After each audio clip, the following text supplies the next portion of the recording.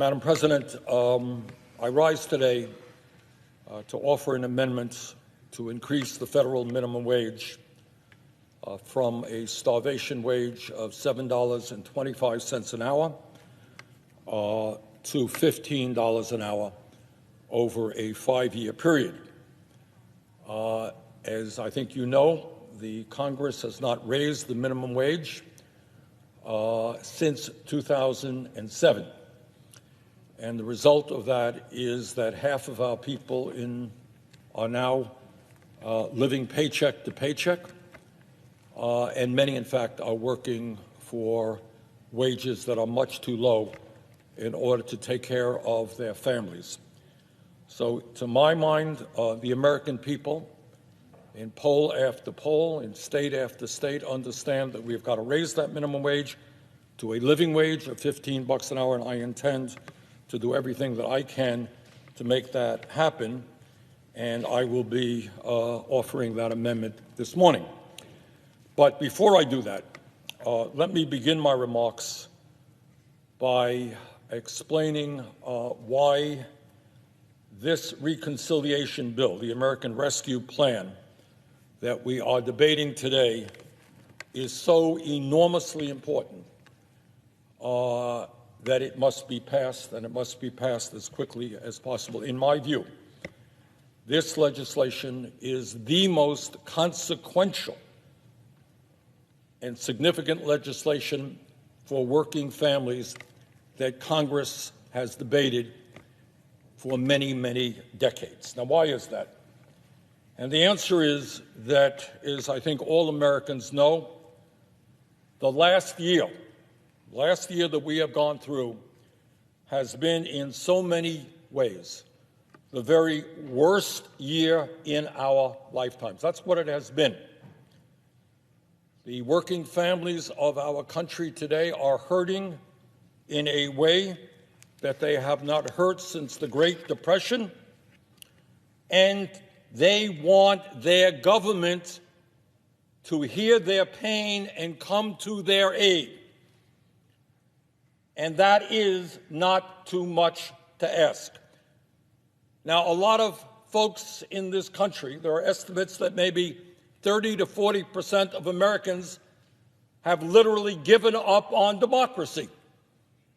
They are moving toward authoritarianism. They are hurting, their kids are hurting, their parents are hurting. And they look to Washington for help in their democratic society, and they don't see Washington responding. What they see year after year are policies which make the very, very rich richer, which enable large, profitable corporations to not pay a nickel in taxes.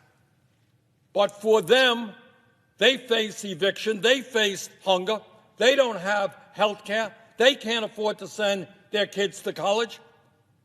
And they are asking, does anybody in Washington care about their lives?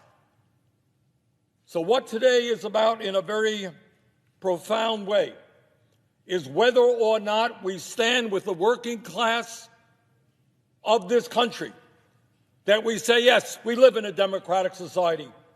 We understand what you are going through, and we're going to move as aggressively as we can to respond to your pain and improve your lives. So this is not just a health care bill, it is. Not just an economic bill, it is. Not just an educational bill, it is. Perhaps more than that.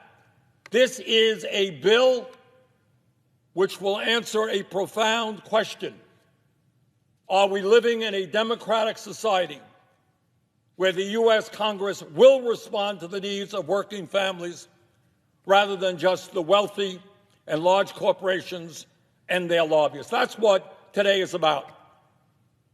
It is dealing with the pandemic.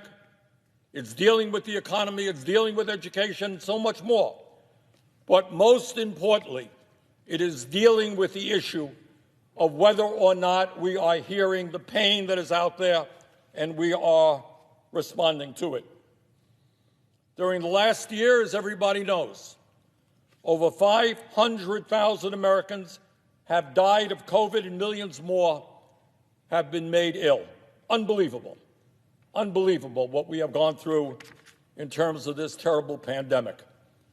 COVID has not only caused massive death and illness, it has resulted in a way we have never experienced: social isolation. That means all over this country, you got old people, elderly people in their homes. They can't interact with their grandchildren, with their own kids, with their friends. You got young people who want to go to school, want to socialize, want to date, want to do things that young people do, and they can't do it and have been unable to do that for the last year. And that has resulted in a very sharp increase in mental illness in this country, something, by the way, that this legislation also deals with. Many Americans, young and old and middle-aged, are now dealing with depression, anxiety disorder, addictions, seeing a growth of addictions, and even suicidal ideation. So this has been just an awful year for people in our country and, in fact, throughout the world. But this last year has not only been a public health crisis, as bad as that has been. The pandemic has led, as we all know, to a terrible economic downturn, which has resulted in millions of Americans losing their jobs and their incomes, and the shutting down of something like 1 out of 4 small businesses in this country. That's just an unbelievable number. Go to any town in America and you see their main street shuttered now. Thriving businesses no longer exist. Real unemployment in this country today is now over 10%. Further, countless Americans face the threat of eviction. We have a moratorium on evictions, which is the right thing, but there is going to be a day when that ends. And people are saying, I'm $5,000, $8,000 in debt. What happens to me when the moratorium ends? How am I going to pay my rent? Am I going to be one of the 500,000 people already sleeping out on the streets? Millions more. And we have seen this in Vermont, and I know you've probably seen it in Minnesota. It's all over this country. People lining up in their cars for food. And it is something that none of us ever dreamed. Right in my own community, Burlington, Vermont, hundreds of people lining up in their cars for food. Many of them never in a million years would have dreamed that they would be in that position. And today, the level of hunger in America is at the highest level it has been in decades. And then on top of all of that, we are in the midst of a pandemic. People are scared to death about coming down with COVID. Yet because of our dysfunctional healthcare system, we have over 90 million people who are uninsured or underinsured in the midst of a pandemic. But it's not only the public health crisis we worry about. It's not only the collapse in our economy that we got to worry about. It is what's happening to our young people, because the pandemic has created massive disruption in our educational system from child care through graduate school. The majority of our young people have seen their education disrupted, and think about all of the implications of what that means. And it is likely that hundreds of colleges in America were struggling before the pandemic will cease to exist. So you got a public health crisis, 500,000 people dead, an economic crisis, real unemployment at 10%, small businesses going out of business, an educational crisis. Meanwhile, in the midst of all of that, it is important to note that not everybody in this country is hurting. What we are seeing in the midst of massive income and wealth inequality is a moment when, in fact, that gap between the very, very rich and everybody else is growing wider. Incredibly, during this pandemic, over 650 billionaires in America have increased their wealth by more than $1 trillion. The 50 richest people in America now own more wealth than the bottom half of American society, some 160 million people. So the bottom line here is very simple. In this moment of unprecedented crises, the United States Senate must respond to the pain of working families all across this country, and we must respond in an unprecedented way, which is what this legislation is about. $1.9 trillion, a lot of money. We've spent money over the last year, he's right. Why are we spending money? And the answer is because we are facing a series of unprecedented crises, and because the American people are reaching out to us and they're saying, we are hurting. We are in desperate condition and we need help from the federal government. That is why we are responding. 500,000 people have died in this country from COVID, and many millions more have been made ill. And what the long-term impact of those illnesses are, nobody at this point knows. But certainly no one will deny that we have a pandemic crisis. And our job is to make sure that we produce the vaccines that the American people desperately need, and that we develop an effective mechanism to get it into the arms of the American people. And the truth is, and I want to thank the President and his team, we have made progress in the last month. But we still have a long, long way to go. And to produce the vaccines, to hire the people who will make sure that people get those vaccines, inject people with the vaccines, it's going to take money. Everybody in this Senate, and I assume in the country, wants our kids to get back to school. Well, you just can't open the schools unless they are safe. Parents are not going to send their kids back to those schools. Teachers are not going to teach. Child care workers are not going to provide the care that the little ones need. And you know what? To make those schoolrooms and school buildings safe is going to require resources. But for the sake of our children, we need to reopen the schools as quickly as possible and do it in a safe way. There is money in this bill, Senator Graham didn't mention it, to make sure that this coming summer, school districts all over this country have the resources to provide strong, well-staffed summer programs so kids who have missed significant amounts of school can make up some of what they have lost, in addition to getting some recreation and associating with their fellow young people in a way that is safe. You know, Mr. President, there was a poll that came out just last week. It was rather shocking at what it said. And it said that 63% of the American people are living paycheck to paycheck. And Senator Graham says, why are we spending all of this money? And the answer is, we don't believe that children in America should go hungry. We don't believe that working people should be evicted from their apartments or lose their homes. We don't believe that in the midst of a pandemic, people should not be able to afford to go to a doctor. So making sure that people have those direct payments, yeah, we believe in that. We believe that if a family is struggling today through no fault of their own, having lost their income, yeah, we are going to get them a check for $1,400 and a family of four a check for $5,600.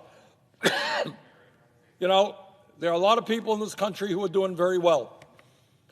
And they're wondering, you know, what's this big deal about $1,400? That's not a lot of money. You know, you go to a corporate lunch, a bunch of people come there, they can spend $1,400 on a lunch. But if you're struggling to put food on the table for your kids, that $5,600 for a family of four is life and death. It is dignity or desperation.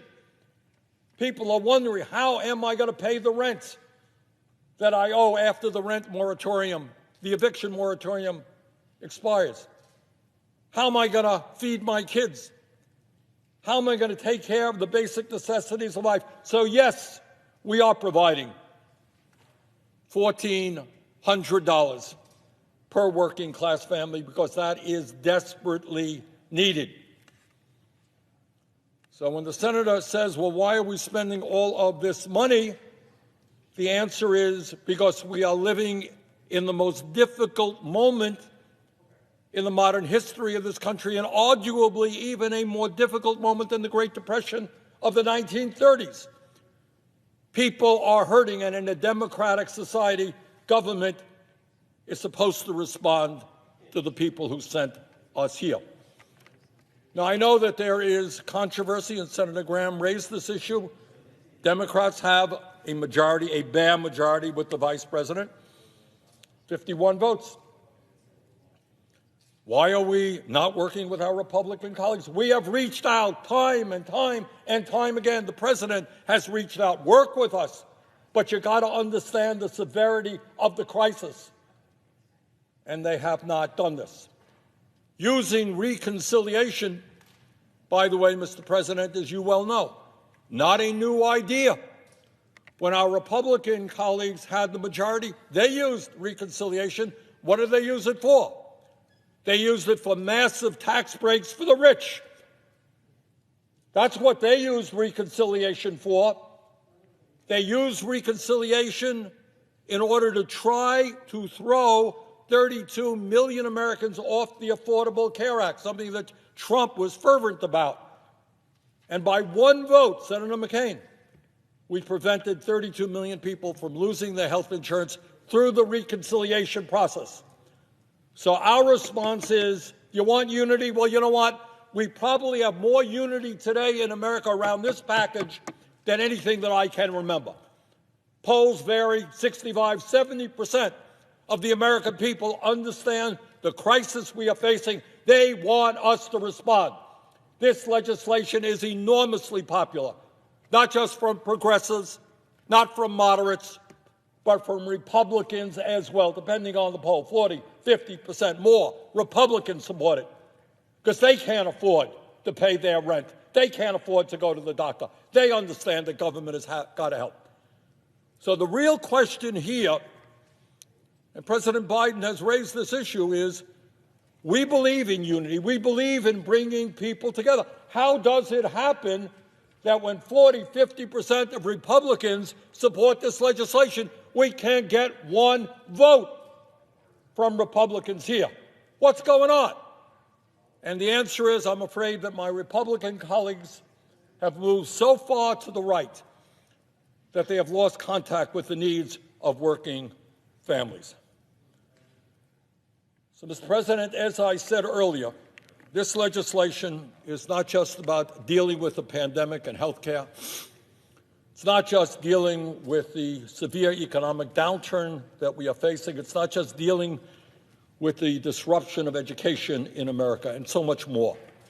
It's not just dealing with the worst moment in the modern history of this country. This amendment, this legislation, has everything to do with restoring the confidence of the American people in democracy and in their government. And if we can't respond to the pain of working families today, we don't deserve to be here. So Senator Graham said it's going to be a long night. Bring it on. We're ready. But at the end of the day, we are going to do what the American people want, what the American people need. We're going to pass the American Rescue Plan. And with that, Mr. President, let us be clear and let us in the Senate understand what the American people know all too well. And that is that our country is currently experiencing the worst economic crisis since the Great Depression and the worst public health emergency in over 100 years. January marked the deadliest month of the pandemic, with over 90,000 Americans losing their lives as a result of COVID-19. 90,000 Americans in 1 month. In the midst of all of this, over 90 million Americans are uninsured or underinsured and are unable to afford to go to a doctor when they become ill. The isolation and the anxiety caused by this pandemic has resulted in a horrible increase in mental illness, in depression, in anxiety, and in suicidal ideation. Mr. President, today, as we speak, over half of our people are living paycheck to paycheck, including millions of essential workers who put their lives on the line each and every day. More than 24 million Americans are unemployed, underemployed, or have given up looking for work. While hunger in this country, hunger in the richest country in the history of the world, is at the highest level that we have seen in decades. Because of lack of income, over 14 million Americans are behind on their rent, averaging some $5,800 a family, and many of those families face eviction all across this country. People are worried that when the moratorium on evictions ends, they're going to be thrown out of their homes, put out on the street. Americans who worry about eviction understand that they must not join the 500,000 Americans who are already homeless. That's some of what we are experiencing today. That's what the American people understand. Meanwhile, in the midst of this devastation to the working class and the middle class of our country, the wealthiest people in America are becoming much wealthier, and income and wealth inequality, a long-time problem, is now soaring. Incredibly, while families throughout the country are struggling to put food on the table to feed their kids, during this pandemic, 660 billionaires, not a whole lot of people, have increased their wealth by over $1 trillion. Mr. President, as a result of this pandemic, education in our country, from childcare to graduate school, is in chaos. The majority of young people in our nation have seen their education disrupted. Kids are not getting the learning that they need, falling further and further behind. And on top of that, it is likely that hundreds of colleges will soon cease to exist. Mr. President, in this moment of unprecedented crises, the Senate must respond through unprecedented action. The budget resolution we are debating today is simple and it is straightforward. It will enable us to pass President Biden's $1.9 trillion emergency COVID relief plan through reconciliation with 51 votes instead of 60. Now, Mr. President, I have heard from some of my Republican colleagues who tell us that, well, this reconciliation concept, that's a radical idea. Why are you using reconciliation? And they're telling us that it is absolutely imperative that we go forward in a bipartisan way and require 60 votes for passage. But I must say that when Republicans used this same reconciliation process, Mr. President, I didn't hear much about bipartisanship at that point.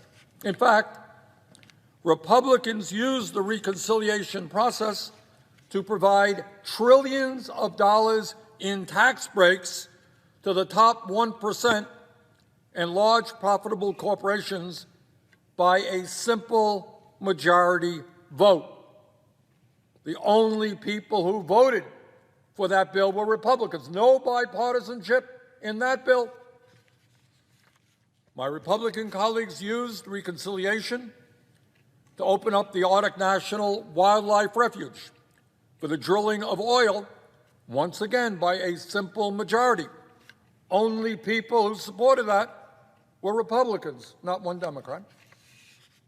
As we all remember, painfully, my Republican colleagues used the reconciliation process to try to repeal the Affordable Care Act and throw up to 32 million Americans off of the health care they currently have. And as you'll recall, Mr. President, that was a 100% partisan vote, which fortunately lost by one vote.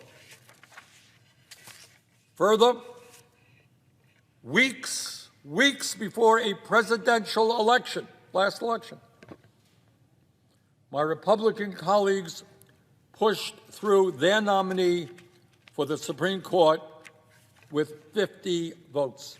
A few weeks before the election, not one Democrat supported that nominee. Totally partisan vote. Well, as the incoming chair of the Senate Budget Committee, this is what I believe. If Republicans can use reconciliation to help the wealthy and the powerful and pass legislation strongly opposed by the American people, we can and must use reconciliation to help Americans recover from the worst economic and public health crisis in the modern history of our country. In other words, now is the time for this Congress to stand with the working class and the middle class of this country and do what the overwhelming majority of the American people want us to do. Mr. President, it is worth pointing out that poll after poll shows an overwhelming majority of Americans, over 70%, support what President Biden and what we are trying to do. They know we have got to act boldly. So I hope we will not hear much more about bipartisanship, given my Republican colleagues' record on that issue. Mr. President, let us be clear. The working class of this country and the middle class are facing more economic desperation than at any time since the Great Depression.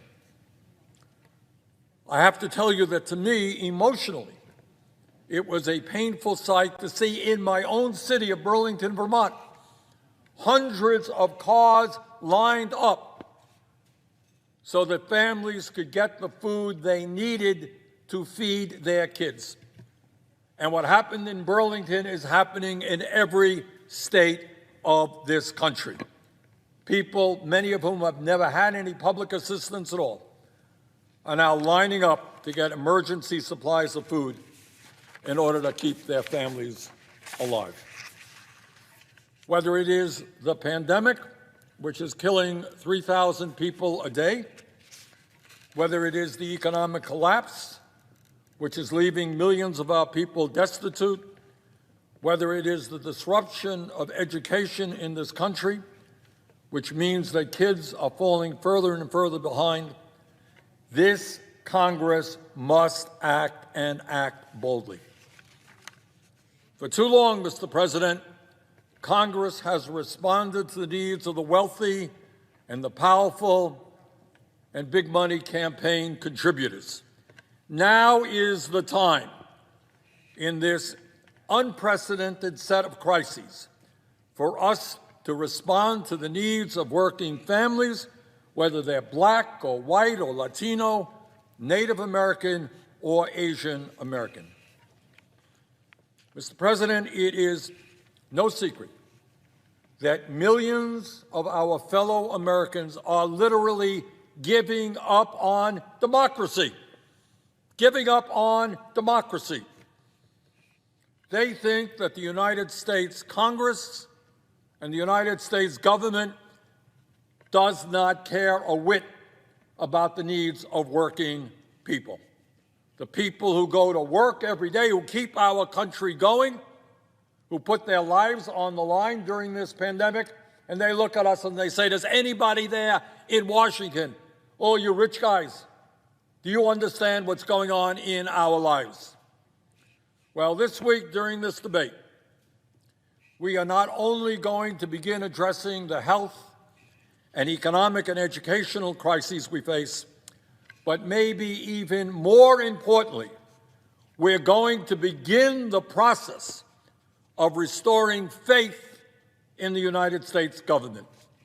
Maybe, just maybe, we can do what Abraham Lincoln talked about in the midst of the terrible Civil War, and that is be a government, act like a government of the people, by the people, and for the people, and not just powerful special interests and their lobbyists.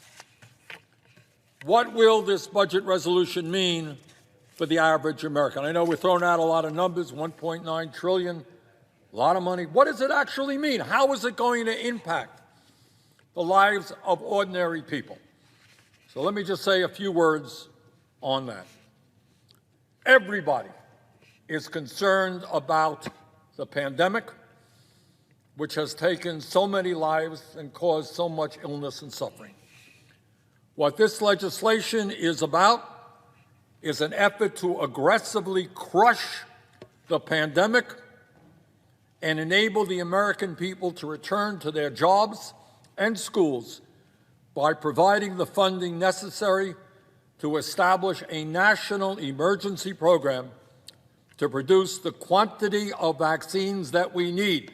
We need to increase vaccine production, and equally important, we need to significantly improve the distribution of vaccines so that we get them into the arms of people as quickly as we can.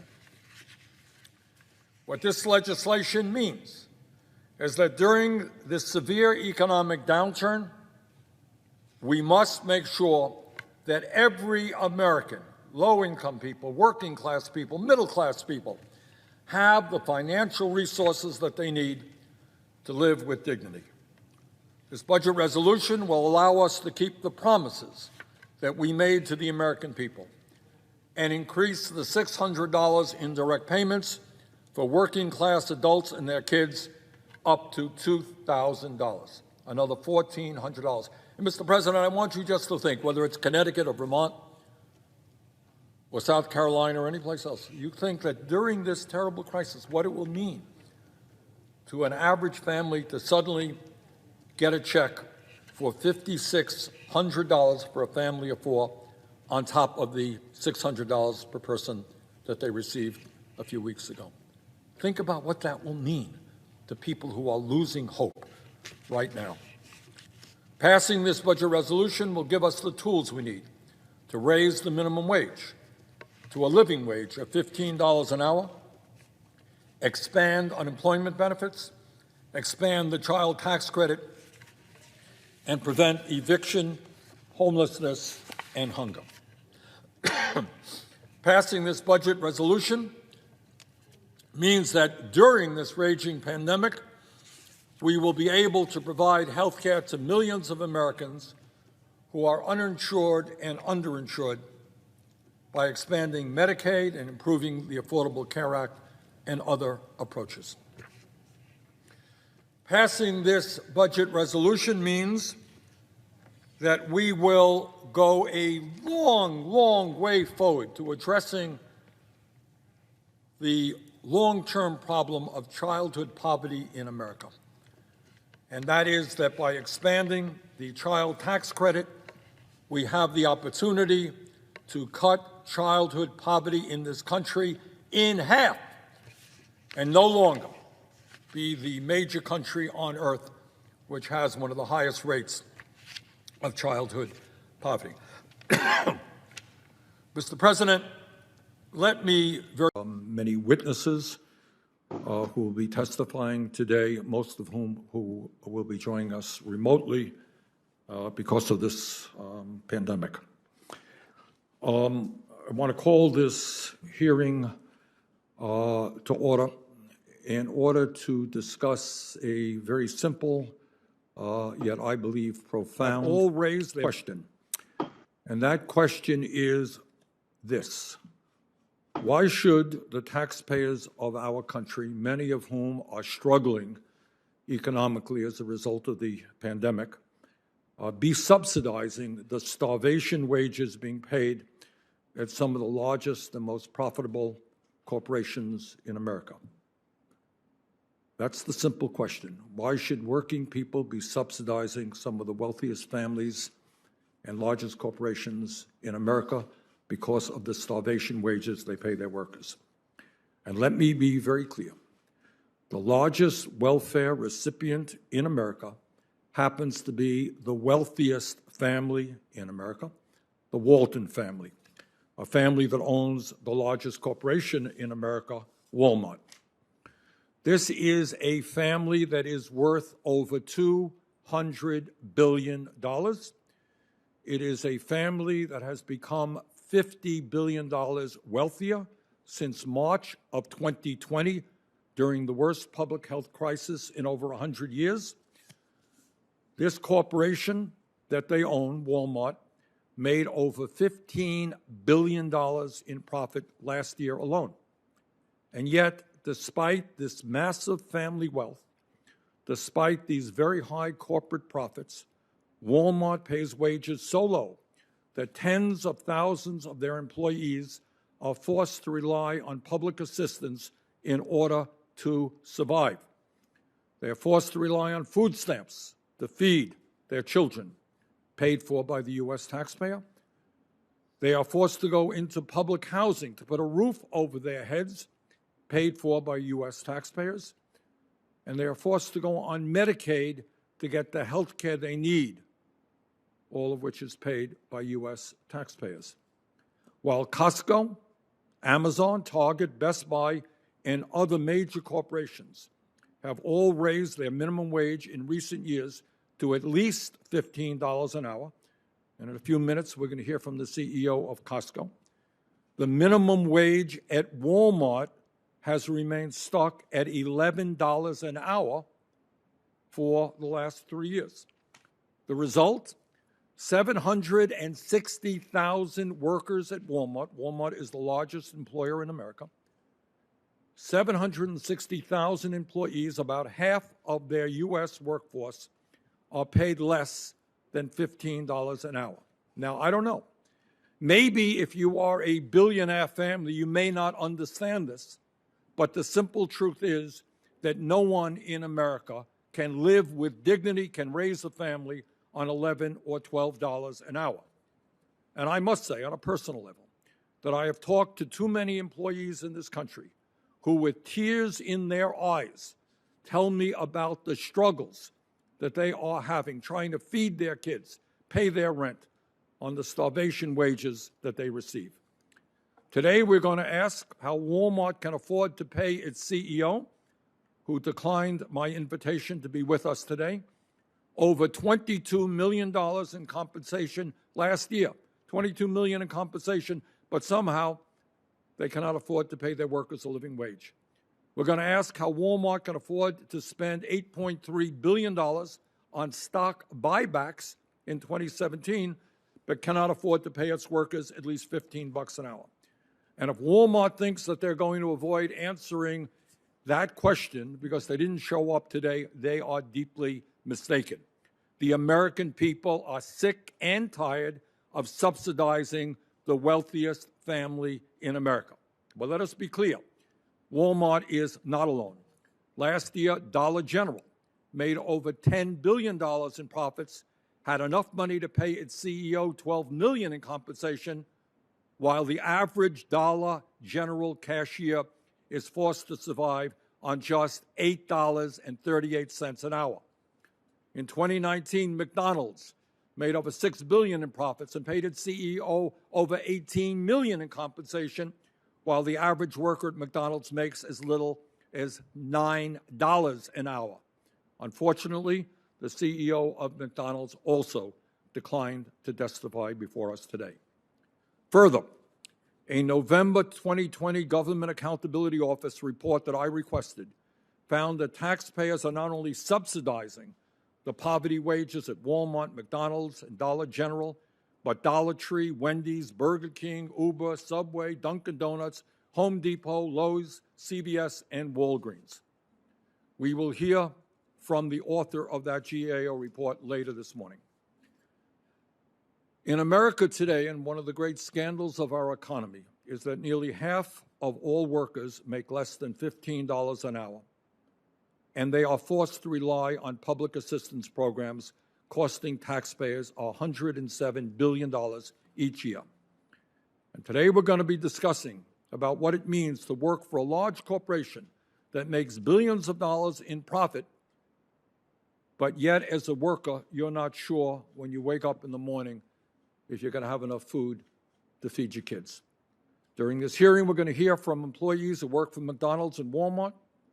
We're going to hear about half of American workers living paycheck to paycheck.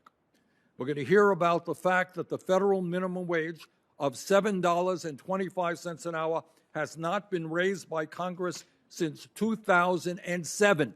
Got that? Minimum wage not been raised by Congress since 2007, 14 years ago. And let us be clear, no ifs, buts, and maybes.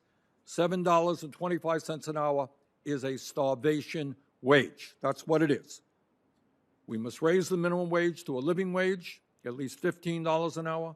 And when we do that, not only will we be lifting millions of Americans out of poverty, we will be providing a raise to 32 million American workers.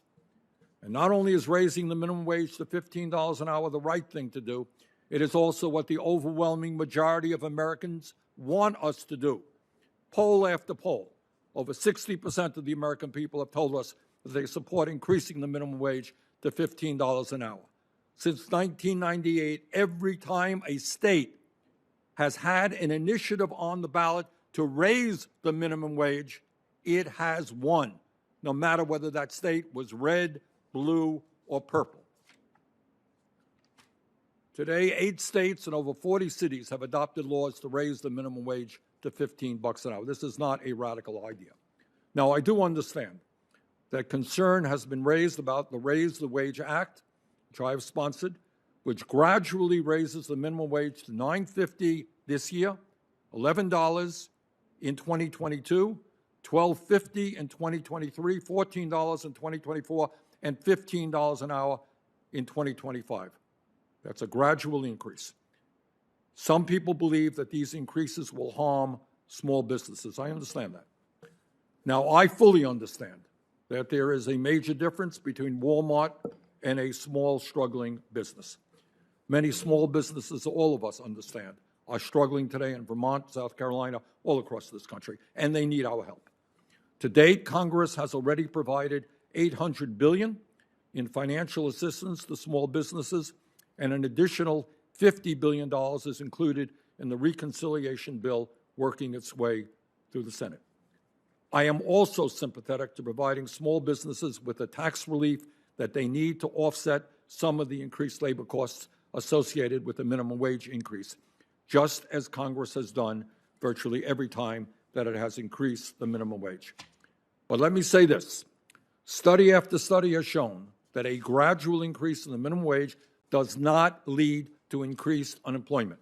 In fact, a review of 138 minimum wage increases at the federal, state, and local level since 1984, published in the Quarterly Journal of Economics, found no evidence that these laws reduce employment. Zero. My own state of Vermont, for example, a very rural state, largely dependent on small business, has the third lowest unemployment rate in the country at 3.1%, while it also has one of the highest minimum wages in the country at $11.75 an hour. In my view, the best way to help small business is to put cash into the pockets of low-wage workers who will then spend that money in grocery stores, restaurants, and small businesses all across this country. But I hope, no matter what our views on the minimum wage may be, I hope that we will all agree on one thing. U.S. taxpayers should not be forced to subsidize some of the largest and most profitable corporations in America. It is time for the owners of Walmart, McDonald's, Dollar General, and other large corporations to get off welfare and pay their workers a living wage. And with that, I am delighted to introduce Senator Graham. Well, on a busy day for being here, I just want to say a few words about some of what's going on. And as chairman of the Senate Budget Committee, I want to say a few words about the $3.5 trillion reconciliation bill that a number of us are fighting for. And I'd also like to make some brief comments about what Senator Manchin said earlier today. First, let us be clear. Poll after poll, including polls in West Virginia, show that what we are trying to do in this reconciliation bill is enormously popular among the American people. But it's not just the American people who support what we're trying to do. 48 out of 50 members of the Senate Democratic Caucus support the bill, and 210 members, about 96% of the House Democratic Caucus, support the bill. And by the way, the President of the United States supports the bill. And while we're at it, let me tell you who is vigorously opposed to this legislation, and I think it's important that the American people understand that, because this is the corruption of American politics. The pharmaceutical industry is currently spending hundreds of millions of dollars on lobbying, on campaign contributions, on advertising to oppose this bill, because they do not want to have us lower the outrageously high cost of prescription drugs in America. The health insurance industry is spending a huge amount of money because they do not want us to expand Medicare to cover dental, hearing aids, and eyeglasses. The fossil fuel industry, the coal companies and the oil companies, are spending millions of dollars despite the fact that the scientists are virtually unanimous in telling us that we must end our dependence on fossil fuel and move to energy efficiency and sustainable energy if we are going to save this planet. And it goes without saying that the billionaire class and the large corporations are spending a fortune in opposition to this bill because they love the idea that some of the wealthiest people in this country and the largest corporations in a given year do not pay a nickel in federal income tax. And they're fighting to preserve that absurdity. In other words, we are taking on some of the most powerful special interests in this country who will end up spending huge amounts of money in order to prevent us from doing what we should be doing, protecting the needs of working families, the elderly, the children, the sick, and the poor, and protecting this planet for future generations. Now, Senator Manchin, as I understand it, talked about today about not wanting to see our country become an entitlement society. Well, I am not exactly sure what he means by that. Does that mean that we end the $300 direct payments for working class parents, which have cut childhood poverty in this country as a result of the American Rescue Plan in half? Is protecting working families and cutting childhood poverty an entitlement? Does Senator Manchin think we should once again have one of the highest levels of childhood poverty of any major country on earth? At a time when millions of seniors in Vermont, in West Virginia, all across this country, have teeth in their mouths that are rotting, when they can't afford hearing aids in order to communicate with their grandchildren, and when they can't afford a pair of glasses in order to read a newspaper, does Senator Manchin really believe that seniors are not entitled to digest their food and that they're not entitled to hear and see properly? Is that really too much to ask in the richest country on earth, that elderly people have teeth in their mouth and can see and can hear? Does Senator Manchin not believe that we have to end the absurdity of the United States paying by far the highest prices in the world for prescription drugs, sometimes 10 times more for a particular drug than is paid in Canada or other countries around the world. Does Senator Manchin believe that we should be the only major country on earth not to guarantee paid family and medical leave, and that working mothers should not be able to stay home with a child who is sick? Are workers not entitled to be able to do that? Does Senator Manchin believe that working class parents in West Virginia and Vermont should not have to pay? Does he believe that they should have to pay 25 or 30% of their incomes on child care? All over this country, working class families are paying 25 or 30% of their incomes on child care so that they could go out and do their jobs. Are the children of this country not entitled to high-quality child care and pre-K education? Does Senator Manchin not believe that working families in this country are entitled to affordable housing, and that we should not have some 600,000 people in America, including many veterans, sleeping out on the streets? Does Senator Manchin not believe that at a time when we have a major labor shortage in many parts of this country, because our young people lack the skills they need, that they are not entitled to at least 2 years of free community college so they can get the training in order to go out and get the good-paying jobs that are there? And perhaps most importantly, does Senator Manchin not believe what the scientists are telling us, that we face an existential threat regarding climate change, and that it is absolutely imperative that we move boldly to cut carbon emissions? Scientists have told us we're on a red alert. Some of you know a number of scientists received the Nobel Prize for their work on climate change. Does Senator Manchin not believe that our children and grandchildren are entitled to live in a country and a world that is healthy and is habitable? Senator Manchin has been extremely critical of the $3.5 trillion proposal that many of us support. In fact, 9 out of 11 members of the Budget Committee support. But the time is long overdue for him to tell us with specificity, not generalities, we're beyond generalities, with specificity, what he wants and what he does not want, and to explain that to the people of West Virginia and America. I look forward to working with Senator Manchin and everyone else in the Senate to pass a strong reconciliation bill, as well as a bipartisan infrastructure bill. And we'll come to order. Senators, please take the conversations off of the Senate floor. The senator from Vermont.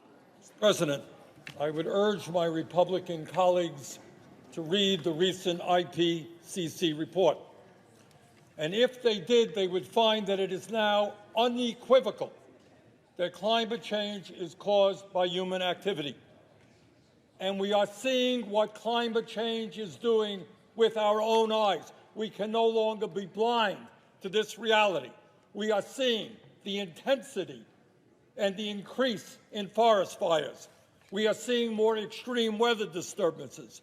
We are seeing rising sea levels that will soon threaten the habitability of great American cities like Miami, New York, and Charleston. We are seeing the acidification of the oceans that threaten fishing and marine life. And we're seeing an increase in disease. We have got to move away from fossil fuel. We have got to end fracking. I urge a no vote on this amendment.